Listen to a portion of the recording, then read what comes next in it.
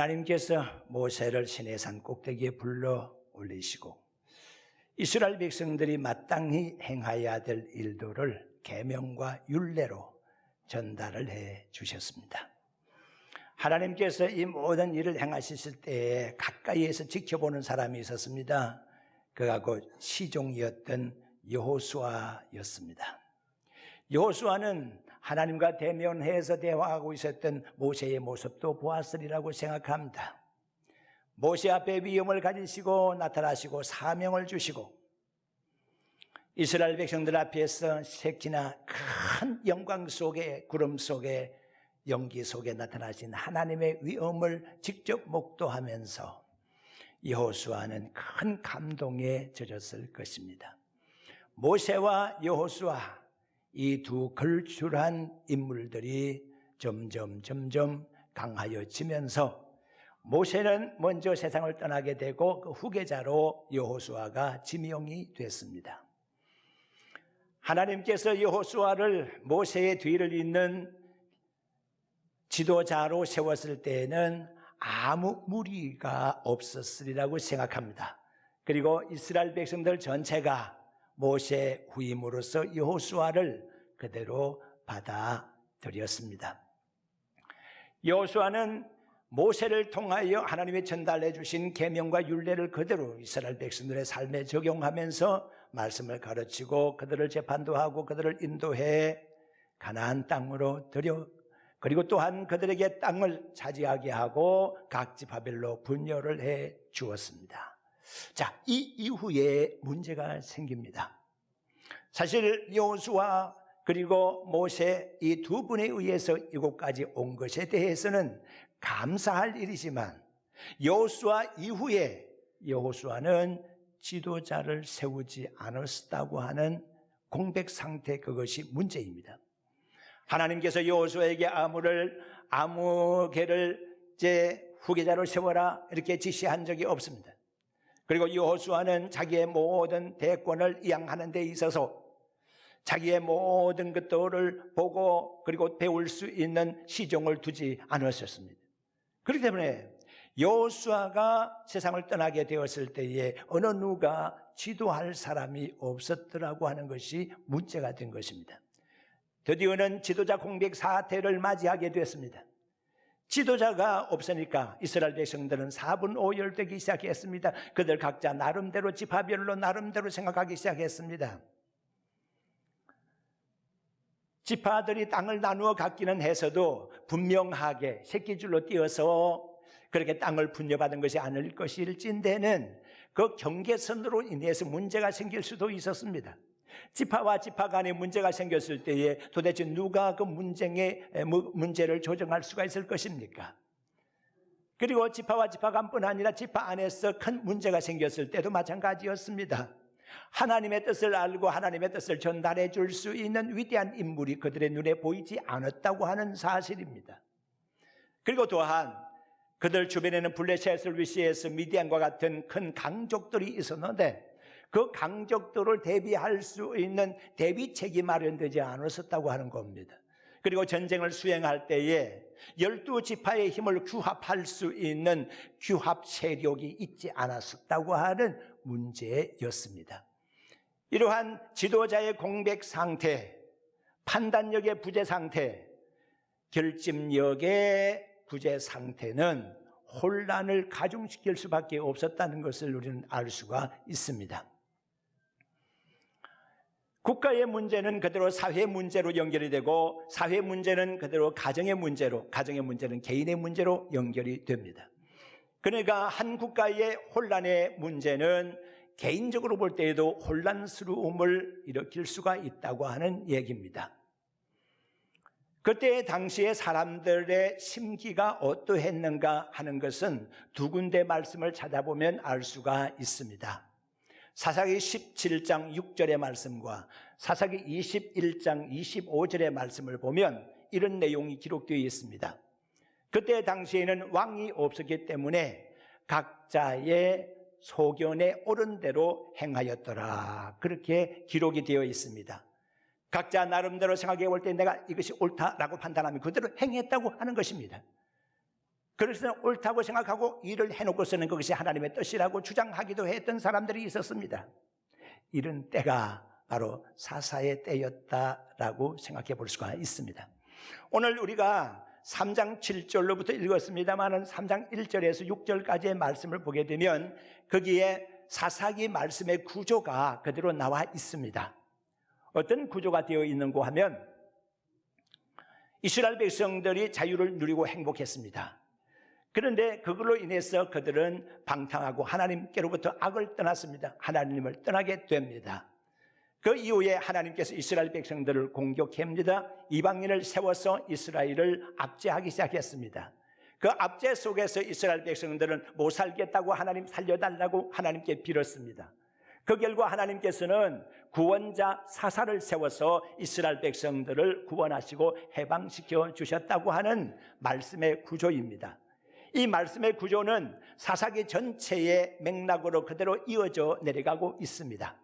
우리가 역사를 연구하는 것은 역사를 통해서 어떤 특별한 지식을 얻으려고 하는 것이 아니라 역사가 반복하는 것처럼 보여지는 것인데 마치 역사가 생명이 있는 것처럼 한 리듬에 그것이 끝나게 되면 그 이후에도 똑같은 역사가 마치 생명 있는 것처럼 반복적으로 계속되는 현상이 일어난 것입니다. 그래서 역사를 배우면서 이렇게 하면은 축복을 받는 것이고 저렇게 하면은 저주를 받는 것이로구나 하면서 역사를 통해서 교훈을 받게 되는 바로 그런 것입니다. 우리는 이런 역사를 통해서 교훈을 받게 되는데 사사기 역사는 우리에게 하나님을 대항하게 되면 이런 결과를 가져온다는 것을 우리에게 단면적으로 보여주고 있는 것입니다. 하나님의 명령이 있습니다. 하나님의 명령이 있는데 이스라엘 백성들은 그 명령대로 지켜 살지를 못했습니다. 가나안 땅에 들어가게 되면 하나님의 명령은 이랬습니다. 가나안 땅에 있는 모든 족속들을 다 멸절시키라고 하는 것입니다.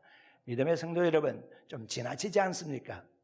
어떤 곳에 원주민이 있는데 다른 곳에 세력들이 들어와서 그 원주민들을 다 쫓아내 버렸다고 하면 그것도 심각할 건데 쫓아내는 정도가 아니라 그 사람들을 다 죽이라고 그랬다고 하면 아이고야 어째 그런 일이 있을 수가 있을까, 원주민들 너무 불쌍하다 이렇게 말할 수가 있을 겁니다.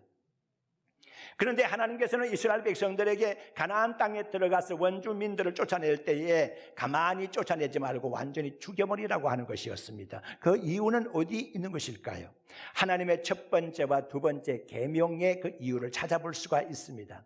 하나님께서는 첫째 계명에 나 외에 다른 신을 너에게 두지 말라고 말씀하셨습니다. 그리고 두 번째 계명에는 우상을 숭배하지 말라 말씀하셨습니다. 이 두 가지 계명을 정면으로 충돌한 사람들이 있었습니다.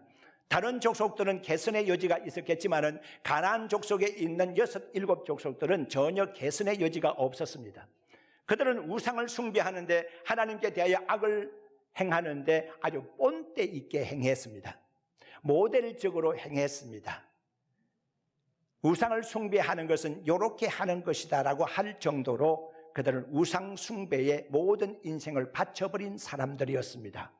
하나님께서는 개선의 여지가 전혀 없는 가나안 땅의 원주민들에 대하여 이스라엘 백성들이 그 땅에 들어가게 되면 그들을 멸절시키라 그렇게 명령을 내렸던 것입니다. 믿음의 성도 여러분, 하나님께서 인간을 창조하셨을 때에 여러분들이 분명하게 알아야 할 것은 겸용으로 인간을 창조하지 않으셨다는 사실입니다. RV 차량이 있습니다. 레저용 밴입니다. RV 차량 같은 경우에는 보통 평상시에는 승용차로 이용을 합니다만은 레저용을 즐길 때에는 이런저런 짐도 싣고 그래서 짐차같이 이용을 할 수가 있습니다. 그래서 이런저런 다목적용으로 RV 차량을 선호하고 있는 이런 시대를 우리가 살아가고 있습니다. SUV 차량도 마찬가지로 스포츠를 즐길 수도 있고 승용차로도 이용할 수가 있는 SUV 차량이라고도 볼 수가 있습니다. 소위 말하면 다목적 차량입니다.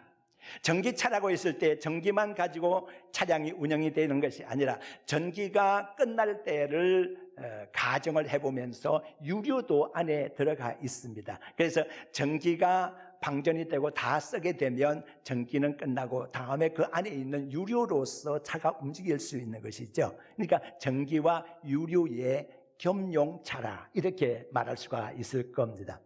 밥솥과 보온 밥통도 마찬가지입니다. 처음에 밥솥이 생산이 됐을 때는 밥만 하는 기능이 있었습니다. 밥만 하는 기능으로서의 밥이 다 되면 그 밥솥에 있는 밥을 퍼가지고 보온 밥솥에다가 옮겨서 보온을 시켰습니다. 그런데 지금은 겸용입니다. 밥솥 기능과 보온 밥통 기능을 함께 하고 있습니다. 밥이 다 되었습니다. 그러면 상세하게 알려줍니다. 밥이 다 되었습니다. 이제 보온으로 넘어갑니다. 이렇게 알려주기까지 하면서 보온 밥솥 기능을 한꺼번에 다 해버리는 것을 알 수가 있습니다. 세탁기, 건조기도 마찬가지입니다. 이걸 아주 전자동으로 만들어놔 버렸으니까요, 세탁하고서 세탁기에 있는 세탁물을 끄집어내가지고 건조기에 넣고 따로 하는 것이 아니라 세탁기에 있는 세탁물을 그대로 건조까지 일사천리로 진행을 해버리겠다는 것입니다. 그래서 처음에 넣고 그다음에 세제 넣고 물 넣고 그렇게 되면은 처음에 빨래부터 하고 그 다음에는 건조하고 그 과정이 전체로 다 자동으로 풀로 진행이 된다, 이렇게 볼 수가 있습니다.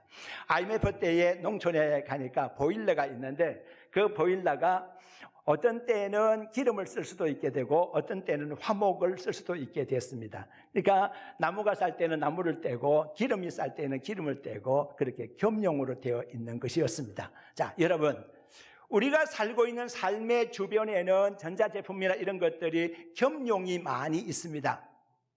그렇지만 사람은 유일신 하나님을 섬기는 일에 있어서는 절대로 겸용으로 사용할 수가 없습니다. 믿음의 성도 여러분, 우리가 절에도 갈 수가 있고 교회도 갈 수가 있고 그렇습니까? 겸용입니까? 그럴 수 없습니다. 교회를 가든지 절로 가든지 한 군데를 선택해야 할 것입니다. 굿도 보고 성경도 볼 것입니까? 함께 볼 수가 없겠습니까? 함께 보면 좋을 것입니까? 절대 그렇지 않습니다. 굿 보는 사람은 굿만 봐야지 성경책 볼 이유 없는 것입니다. 점을 치는 사람은 점만 칠 것이지 하나님께 기도할 이유가 없지 않습니까? 무당을 찾아가는 사람은 무당만 찾아갈 것인데 무당도 찾아가고 목사도 찾아가고 그럴 이유는 전혀 없는 것입니다. 사람은 겸용으로 만들어진 것이 아니라 신앙에 있어서는 적어도 유일신 하나님을 섬기도록 제작되어 있다, 하나님이 그렇게 창조하셨다 믿으시기를 바랍니다. 하나님은 오직 우리를 하나님 중심으로 살 수 있도록 그렇게 만드셨습니다. 그런데 유감스럽게도 사람이 자꾸만 겸용으로 사용하려고 그러는 것이 문제가 있는 겁니다. 이스라엘 백성들이 가나안 땅에 들어가서 전쟁을 오랫도록 치르다 보니까 피곤하기도 했었습니다. 야, 이거 언제까지 이 전쟁을 해야 되나? 그리고 적들은 너무 강성한데 너무 힘들다. 그들이 좀 더 인내를 하면서 하나님만 전적으로 의지하면서 명령에 순종하면서 조금만 더 했으면은 충분하게 문제는 깨끗하게 가나안 땅이 이스라엘 소유가 될 수가 있었을 것입니다. 그렇게 되면 이스라엘 백성들에게 가나안 땅 사람들이 가시가 될 이유가 없지 않았습니까? 다 쫓아내버리고 멸절시켜버렸으면 끝났을 것입니다. 그런데 그렇게 하지를 못했습니다. 너무 힘들고 어렵게 되자 드디어는 가나안 사람들과 함께 협상 테이블에 앉았습니다. 가나안 사람들은 말했습니다. 당신들 이스라엘 사람들이 파죽지세로 올라왔어. 이 땅을 차지하고 있는데 이제 그만하십시오. 우리가 당신들을 섬기는 종이 되겠습니다. 우리가 종 되면 될 거 아닙니까? 우리가 포로가 되겠습니다. 우리를 포로로 잡으십시오. 우리가 당신들을 섬기겠습니다. 전쟁할 필요가 없지 않습니까? 이런 것이었습니다. 이스라엘 백성들이 가만히 생각을 해봤습니다. 그렇지. 저 사람들이 항복을 하고 있는데 우리가 계속 전쟁을 할 필요가 뭐 있겠나? 그리고 저 사람들이 종들로 살라 그러는데 종을 부리면 얼마나 우리가 편하고 좋을까? 우리가 애굽 땅에서 종으로 살아보니까 물도 길어오고 장작도 패야 되고 벽돌도 굽어야 되고 성도 쌓아야 되고 이런저런 허들이 일을 다 했는데 저들이 우리가 했던 그런 일들을 우리를 위해서 저들이 종으로서 일을 해주겠다고 하니까 얼마나 좋은 일이냐. 그러니까 우리가 팔짱 끼고 그들이 일하는 걸 시켜 먹으면서 살 수가 있지 않겠나. 그러니까 저들 다 죽일 필요가 없겠다. 이 협상안이 성공을 보게 된 겁니다. 그리고 또 하나의 협상안이 있습니다. 그게 뭔가 하면 이스라엘 백성들은 지금까지 목축업을 해왔습니다. 가축을 기르는 일을 해왔단 말입니다. 그런데 그 땅에 와서 이렇게 보니까 농사를 짓는 건데, 이제 정착 생활이 시작되는 건데, 농사 짓는 법을 이스라엘 백성들은 전혀 모르고 있는 겁니다. 도대체 언제 씨앗을 뿌리는 것이며, 씨앗을 뿌리고 난 다음에는 어떻게 갈무리를 하는 것이며, 언제의 열매를 따는 것이며 도무지 알지를 못하는 겁니다. 그러니까 이스라엘 백성들이 가만히 생각해 보기로, 우리가 이 땅 원주민들과 함께 섞여서 살다 보면 저들은 농사 지을 법을 알고 있는 사람들이니까 우리한테 가르쳐 주지 않겠나. 그러니까 우리가 저들을 쫓아내지 말고 농사를 짓는 일에 우리의 선생이 되고 우리를 가르쳐 주고, 그래서 농사를 같이 지으면 되지 않겠나. 그렇게 된 겁니다. 아주 훌륭한 협상안이라고 생각해 볼 수가 있겠습니다. 믿음의 성도 여러분, 인간들이 바라볼 때 아무리 훌륭한 협상안이라고 하더라도 하나님이 바라볼 때 하나님의 명령에 어긋난 것이면 그것은 수포로 돌아갈 수밖에 없는 것입니다. 아무런 가치가 없는 것입니다. 그런데도 이스라엘 백성들은 거기에 그냥 속고 말았던 것입니다. 그렇게 해서 가나안 사람들과 섞여서 살다 보니까 그쪽 딸을 우리 아들이 취하고 우리 아들 그쪽 딸이 취하면서 서로 간에 사돈을 관계를 맺게 되면서 혼혈이 되고 말았더라고 하는 얘기입니다. 하나님을 섬기는 일도 그랬습니다. 야, 우리는 하나님 유일신을 섬기는데 너희들은 이 땅의 신을 섬기고 있구나. 그러니까 우리가 이제 함께 살라고 하면 우리가 섬기는 유일신 하나님을 너희들이 섬길 수 있어야 된다라고 하니까 그쪽 사람들한테 예, 우리가 섬기겠습니다. 그게 문제겠습니까? 우리만 살려주면 우리가 섬기겠습니다. 그렇지만 우리가 이 땅에서 농사를 지으면서 섬긴 농사신이 있습니다. 그 농사신은 농사를 할 수 있도록 비를 내려주고 바람도 주고 하는 신인데, 그게 바알신이요, 아세라신이요, 부부신입니다. 이 부부신은요, 다산 그리고 풍요의 신입니다. 그러니까 이 땅에 있는 신도 당신들이 좀 용인해 주셨으면 좋겠습니다. 인정해 주셨으면 좋겠습니다. 이렇게 하니까 이스라엘 백성들이 그렇구나, 그냥 인정만 해주자, 이렇게 된 것이었을 겁니다. 그런데 이렇게 해서 섞여버리고 나니까 문제가 생기게 되는 겁니다. 오늘 이 본문의 3장 7절의 말씀 보니까 문제가 나옵니다. 그들이 하나님의 목전에서 악을 행하였다고 했습니다. 그리고 하나님을 잊어버리기 시작했습니다. 그들은 바알과 아세라 신을 섬기기 시작했다. 그렇게 말씀이 기록이 되고 있습니다. 이렇게 죄악된 곳으로 흘러가 버렸을 때 하나님께서는 이스라엘 백성들을 선민이기 때문에 그냥 버려두지 아니하셨습니다. 그래서 메소포타미아의 구산 리사다임이라고 하는 왕을 보냈습니다. 그리하여 이스라엘을 공격하게 만들고 8년 동안을 압제하게 만들었습니다. 8년 동안 그들은 괴로웠습니다. 그들은 농사를 지었지만 그들이 먹지를 못했습니다. 그들이 축산물을 거두었지만 그들이 고기를 먹지를 못했습니다. 다 빼앗기는 신세가 되었습니다. 어찌할꼬 그들은 슬픔 가운데서 하나님께 사정을 했습니다. 하나님 살려주십시오, 우리가 잘못했습니다 라고 간구하게 되자 하나님께서는 구원자 하나를 세웠다고 했습니다. 그 구원자가 누굽니까? 갈렙의 아우 그나스의 아들인 온니엘이라고 하는 사람입니다. 대단히 유명한 사람입니다. 갈렙이라는 사람이 어디 소속입니까? 유다 지파입니다. 그러니까 이스라엘 백성들이 가데스 바네아에서 12명 정탐꾼을 선발해서 보낼 때에 지파별로 하나씩 뽑았는데 유명한 유다 지파 소속의 정탐꾼이 갈렙이라고 하는 사람입니다. 그리고 우리가 잘 아는 여호수아는 에브라임 지파 소속 사람이거든요. 자, 그러니까 갈렙이라고 하는 사람이 딱 뽑혔는데 지금 초대 사사로서 누구냐? 온니엘인데, 온니엘은 어떤 사람이냐? 갈렙의 아우 그나스의 아들이니까 갈렙이라는 사람이 너무 유명하니까 갈렙의 조카 되는 사람입니다. 갈렙의 조카 되는 사람으로서 유다 지파의 온니엘이니까 우리가 분명히 알아야 할 것은 이 사람은 금수저 가지고 태어난 사람입니다. 대단히 행복한 집안에서 태어난 사람입니다. 제가 왜 이런 말을 드리는지 아십니까? 지금 제가 소개해드릴 이 사람입니다. 자, 그들이 그렇게 해서 해방을 받게 되었을 때에 또다시 하나님께 범죄하기 시작했습니다. 언제 우리가 하나님께 사정했어? 언제 하나님이 온니엘을 시켜서 해방시켜 주었냐? 하는 식으로 또다시 바알신을 섬기고 아세라신을 섬기기 시작하니까 하나님이 화가 나셨습니다. 그리하여 이번에는 모압 왕 에글론이라는 사람을 보내서 이스라엘을 공격하기 시작했고, 그리하여 18년 동안, 8년이 아닙니다, 18년 동안을 압제를 했다 그랬습니다.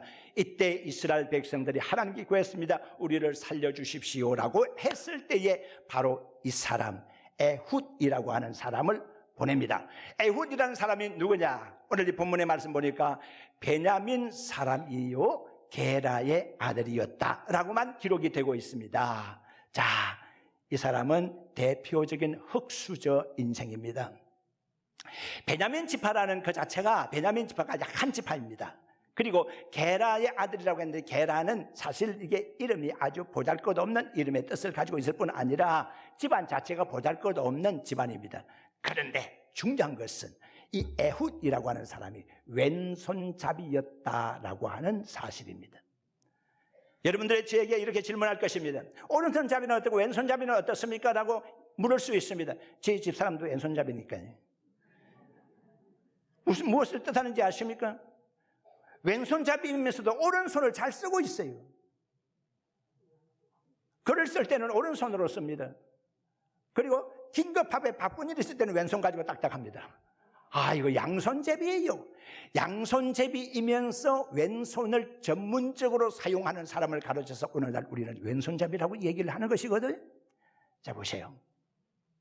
에훗이 왼손잡이라고 하는 이 말씀이 쓰여져 있는 곳에 히브리어 원문을 찾아보게 되면 그건 이렇게 기록이 되어 있습니다. 오른손을 쓰지 못하는 장애인, 오른손이 묶여있는 에훗, 이렇게 해석이 되는 겁니다. 오른손을 쓰지 못하는 장애인이요, 오른손이 묶여있는 장애인이요. 자, 생각해 보세요. 오른쪽 한 손 팔이 말입니다. 소아마비로 인해서 이 손이 지가 막 흔들거리면서 마음대로 막 흔들리네요. 그러니까 이 손을 마음대로 흔들리지 못하도록 소매를 가지고서는 딱 쪼매가지고서 호주머니에 싹 집어넣게 만들어서 손을 꼼짝할 수 없게 만들었다라고 생각해 볼 수가 있습니다. 또는 이 손에 소매를 딱 묶어가지고 몸하고 몸통하고를 딱 묶어가지고 이 손을 움직이지 못하게 딱 묶어놓았다. 다시 말씀드립니다. 오른손을 묶어놓은 장애인 에훗이라고 생각하면 좋습니다. 오른손과 왼손을 다 쓸 수 있는 사람으로서의 에훗이 아니라 오른손 장애인인 왼손잡이 에훗입니다. 그러니까 얼마나 많은 사람들이 에훗이라는 사람에 대해서 멸시 천대를 했겠습니까? 적어도 베냐민이라는 이름의 뜻이 그렇지 않습니까? 라헬이 자식을 낳는데 그 위에가 요셉이고 그 둘째가 베냐민입니다. 그런데 베냐민을 낳게 될 때 라헬이 이름을 뭐라 지으려고 그랬습니까? 생명을 떠날라 말라 죽을까 말까 자식을 낳으면서 기운이 다 돼가지고 그러니까 자식을 낳으면서 죽을 것만 같아. 그래서 지은 이름이 베논이라고 지으라고 그랬어요. 베논이 슬픔의 아들, 눈물의 아들이야. 이 자식 낳고 어미가 죽으니까 그런 이름밖에 어쩔 것이 또 있어요.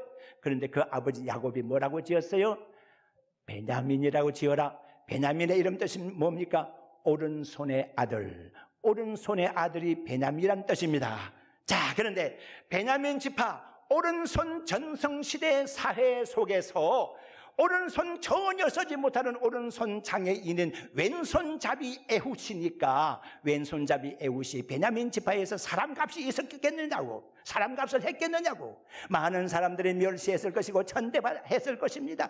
그러나 에훗은 당당했습니다. 부끄러움이 없었습니다. 하나님께서 그를 택했기 때문입니다. 그는 하나님을 사랑했기 때문입니다. 하나님을 사랑했기 때문에 자기의 장애가 문제가 되지를 않았습니다. 하나님의 택하심을 보시기를 바랍니다. 능력 있고 유능한 사람들, 많이 배운 사람들, 많이 가진 사람들만 택하였습니까? 절대로 그렇지 않습니다.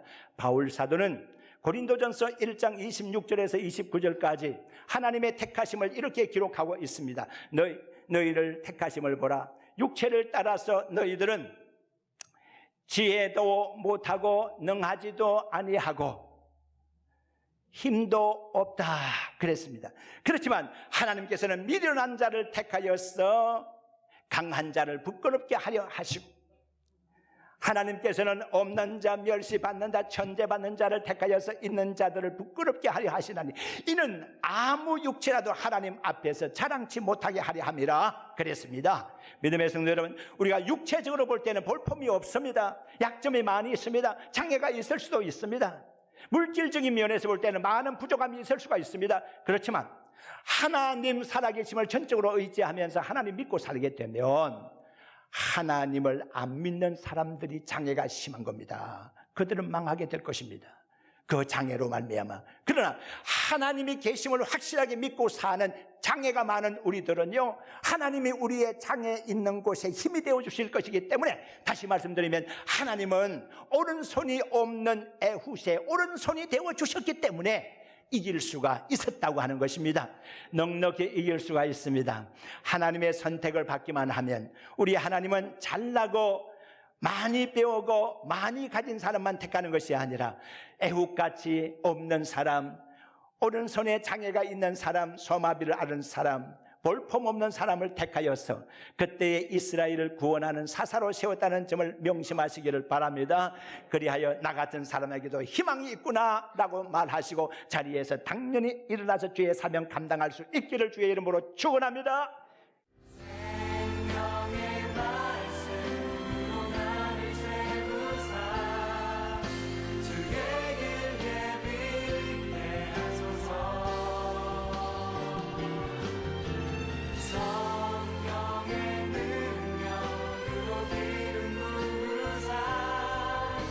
to